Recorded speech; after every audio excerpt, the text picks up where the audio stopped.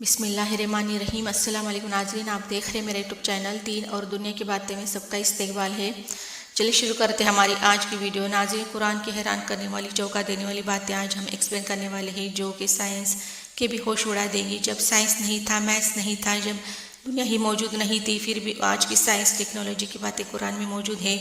ये सभी बड़े चौंका देने वाले मौजूदा चमत्कार है। तो अल्लाह रब्बे कायनात का, जो पूरे कायनात का मालिक है, उसी की शान नहीं तो और क्या है। हम अल्लाह की किन किन बातों को झुटलाएंगे। नाजरीन, जब से पृथ्वी यानी दुनिया में इंसान बना, तब से इंसान के वजूद की तलाश हो रही है और इस कोशिश में हम सब साइंस, मज़हब और पाक मजहबी किताब की तरफ देखते हैं। कुरान इस्लाम मज़हब का सबसे बड़ी मुक़द्दस किताब है। आज की वीडियो में हम कुरान के रहस्य, मिस्ट्री के बारे में बात करने वाले हैं, जो सुन के आपके होश उड़ जाएंगे। ईमान वालों का ईमान ताज़ा हो जाएगा और जो काफिर है उसको भी कुरान से प्यार हो जाएगा। नाज़रीन, कुरान कोई साइंस की किताब नहीं है, मगर कुरान में कई साइंटिफिक और हिस्टोरिक फैक्ट्स मिलते हैं जिनमें कुछ बातों को समझने के लिए साइंटिस्ट सफल हो गए, लेकिन अभी भी कुछ बातें कुरान में मिलती है जिन्हें लोग आज तक समझने की कोशिश कर रहे हैं। कुरान में कुछ ऐसे भविष्यवाणी भी की है जो अब तक सच हो चुकी है। चलिए देखते हैं क्या है वो फैक्ट्स। नंबर 1, जीवन की उत्पत्ति, ऑरिजिन ऑफ लाइफ। हम सभी जानते हैं कि पानी जीवन के लिए ज़रूरी चीज़ है।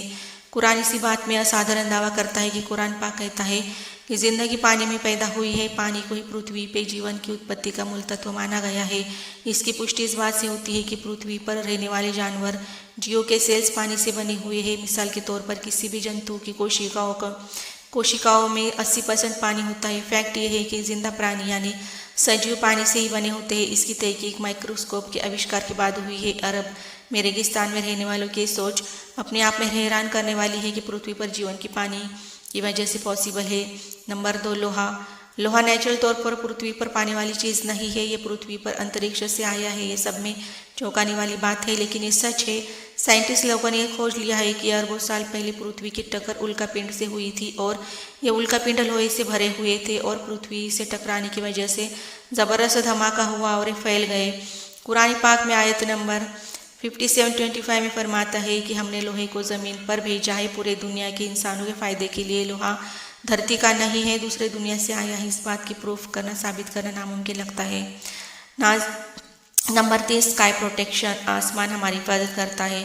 पृथ्वी को सूरज की हानिकारक किरणों से बचाने में आसमान बहुत सारा रोल अदा करता है। अगर आसमान नहीं होता तो सूरज की रेडिएशन पृथ्वी को पूरे जीवन को जलाकर ख़त्म कर चुकी होती है। आसमान पृथ्वी को चारों ओर लिपटे हुए कंबल की तरह है जो ठंड से भी पृथ्वी की हिफाजत करता है। आसमान के ऊपर तापमान लगभग -270 डिग्री सेल्सियस होती है।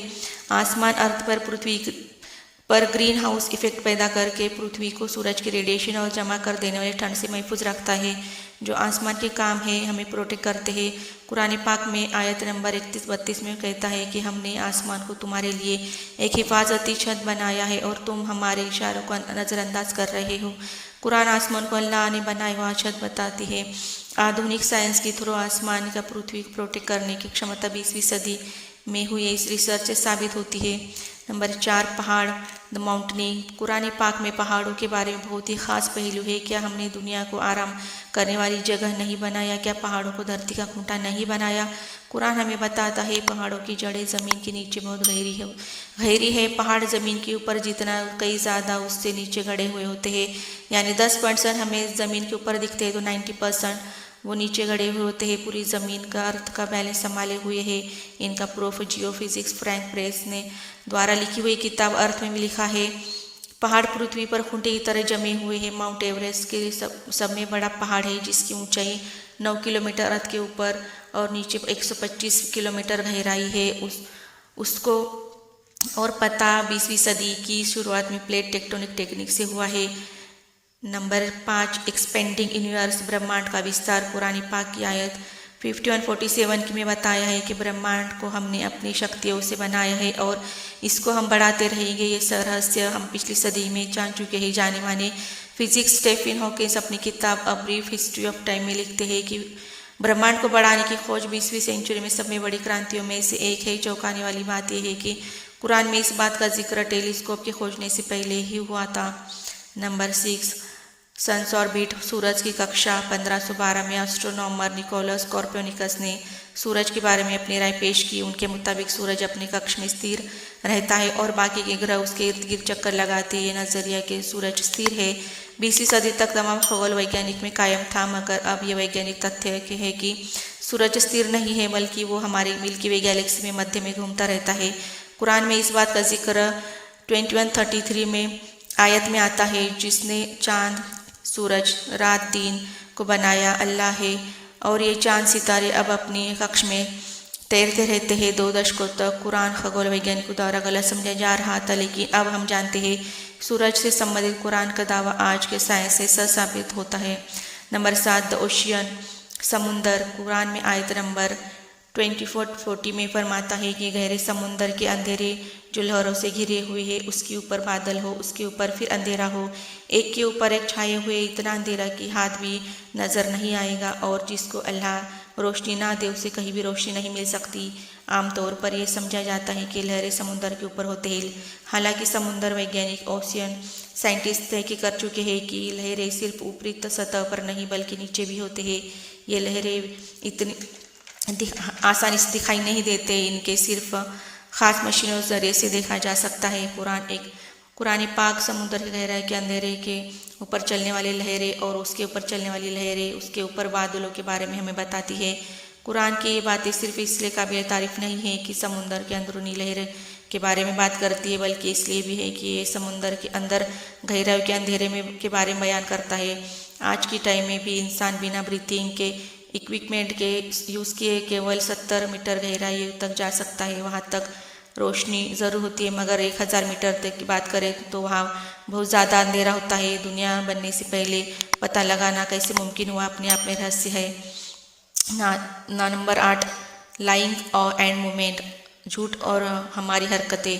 अबू जहल नाम का बहुत जालिम बादशाह हुज़ूर पाक सल्लल्लाहु अलैहि वसल्लम के ज़माने में था। अल्लाह ने कुरान पाक में उसको अलर्ट करने के लिए आयत नंबर 96, 15, 16 में फरमाया है कि इस बात में कोई शक नहीं है कि ये बाज ना आया तो हम उसके माथे को पकड़ के घसीटेंगे जो माता झूठा और पापी है। कुरान में उसे शख्स को झूठा नहीं कहा, बल्कि उसके माथे को यानी दिमाग का अगला हिस्सा है उसे झूठा और गुनहगार कहा। ये आयत 2 वजह से बहुत ख़ास है कि हमारे दिमाग का आगे का हिस्सा हमारी सोची समझी हरकतों को जिम्मेदार है। इसे फ्रंटल लोब भी कहते हैं। फ्रंटल लोब झूठ बोलने वाले हिस्सों को कंट्रोल करता है। साइंटिस्ट की इस रिसर्च में पाया गया है कि हमारा दिमाग के सामने वाला हिस्सा झूठ बोलने और हरकतों करने वाले हिस्सों को कंट्रोल करता है। 20वीं सदी में तमाम मेडिकल इक्विपमेंट के आने के बाद इसकी खोज हुई, जबकि ये कुरान में पहले से मौजूद था। नंबर 9 पेन रिसिप्टर्स, दर्द को महसूस करने वाला टिश्यूज़। काफ़ी लंबे समय तक समझा जा रहा है कि महसूस करने वाले टिश्यूज़ दिमाग में होते हैं। हालांकि ये बात को खोजने पर पता चला कि महसूस करने वाले फील करने वाले टिश्यूज़ हमारे दिमाग में नहीं बल्कि हमारे स्किन पर होते हैं।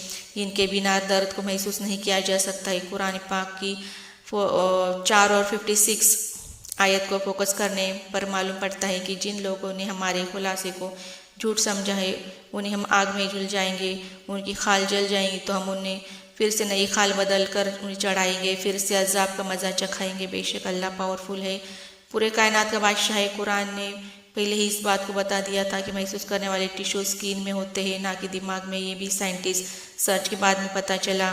नाज़रीन, इन सब बातों से पता चला होगा कि दुनिया की कायनात की हर चीज़ अल्लाह की कुदरत है, अल्लाह की शान है। तुम अल्लाह की किन किन बातों को झुटलाएंगे। कुरान पाक एक मुकद्दस किताब है जो ईमान वालों और सारी दुनिया के लिए अजीम तोहफा है। सुबहान अल्लाह, अल्हम्दुलिल्लाह, अल्लाहु अकबर। नाज़रीन, इन्फॉर्मेशन कैसी लगी ज़रूर बताइए। अगली वीडियो में और इन्फॉर्मेशन लेकर हाजिर होंगे। इजाज़त देती हूँ। अल्लाह हाफ़िज़। दुआ में याद रखना।